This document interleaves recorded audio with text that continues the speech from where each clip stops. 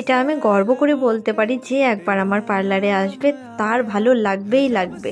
চলে আরেকটা ছোট্ট রিভিউ তোমরা শুনে না। কোথা থেকে আসছো তোমরা? আমি কুচবিহার থেকে এসেছি। আচ্ছা আচ্ছা, কি আমার কথা অনেকেই বলেছে কিন্তু আমি কোনোদিন করিনি। আচ্ছা, কিন্তু এবার প্রথমবার এসে করে দেখলাম খুব সুন্দর কাজ তোমার হাতে। আমার খুব ভালো লেগেছে কাজ করে, খুব ভালো কাজ করো তুমি, খুব সুন্দর।